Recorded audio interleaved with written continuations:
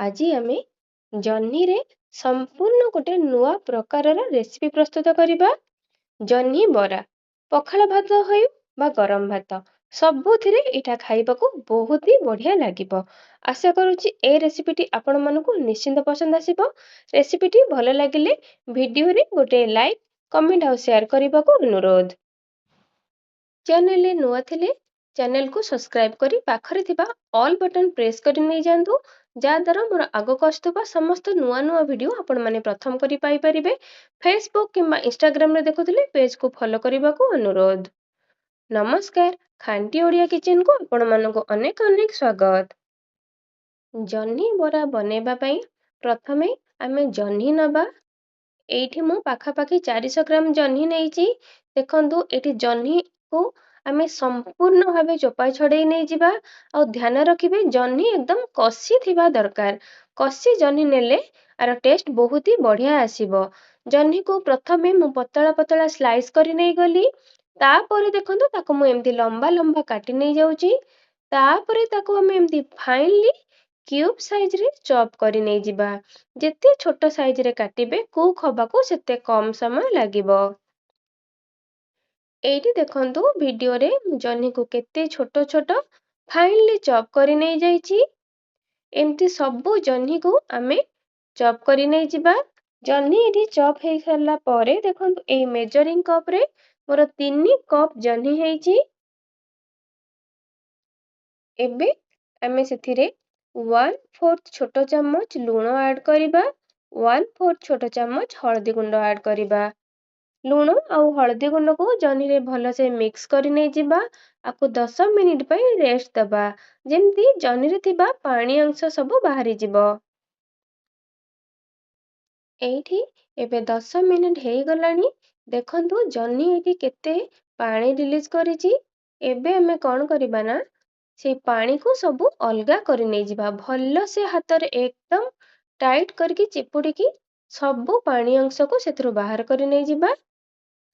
ଏଇଠି ଦେଖନ୍ତୁ ଜହ୍ନିରୁ ସବୁ ପାଣି ଅଂଶ ମୁଁ ବାହାର କରି ନେଇଯାଇଛି।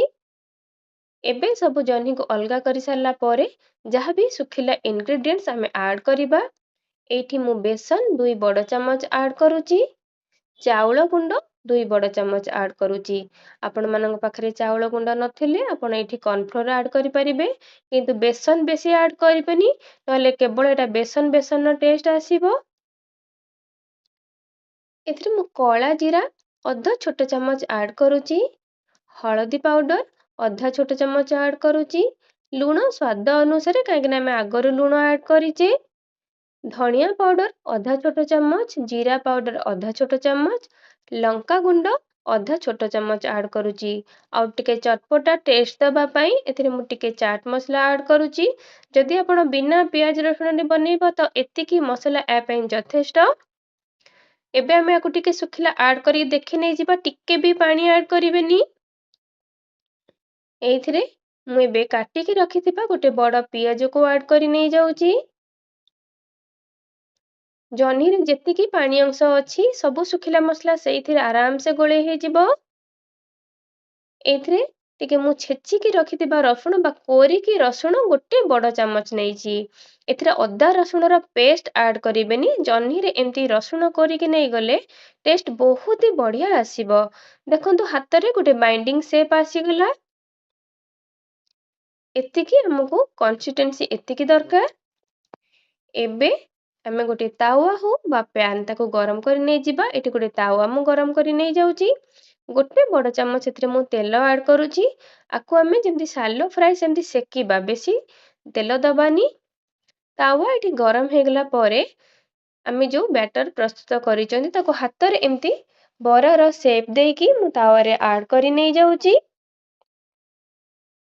ଏମିତି ସବୁ ବରା ଦେଇ ସାରିଲା ପରେ ପ୍ରତ୍ୟେକ ସାଇଡ୍‌କୁ ଲୋ ଟୁ ମିଡିୟମ୍ ଫ୍ଲେମ୍‌ରେ ଆମେ 5ରୁ 7 ମିନିଟ୍ ଯାଏ କୁକ୍ କରିବା। କଭର ଏଇଠି ଆମେ କରିଦେବା 5ରୁ 7 ମିନିଟ୍ ଲୋ ଟୁ ମିଡିୟମ୍ ଫ୍ଲେମ୍। 5ରୁ 7 ମିନିଟ୍ ହେଇଗଲା ପରେ ଦେଖନ୍ତୁ ଆମେ ଆର ପଟକୁ ତାକୁ ପଲଟେଇକି ଦେଖିବା। ସେପଟେ ଦେଖନ୍ତୁ କେତେ ବଢ଼ିଆ ଗୋଲ୍ଡେନ୍ କଲର୍ ଆସିଯାଇଛି।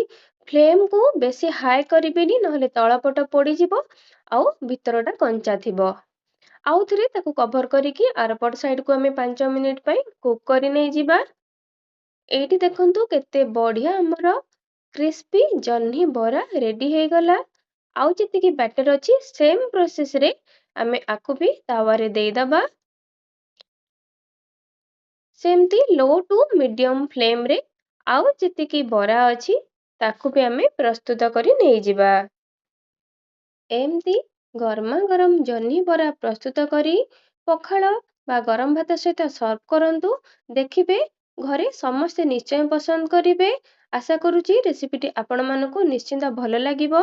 ଦେଖାହବ ଆଉ ଗୋଟେ ନେକ୍ସଟ ଭିଡ଼ିଓରେ। ରହୁଛି, ନମସ୍କାର।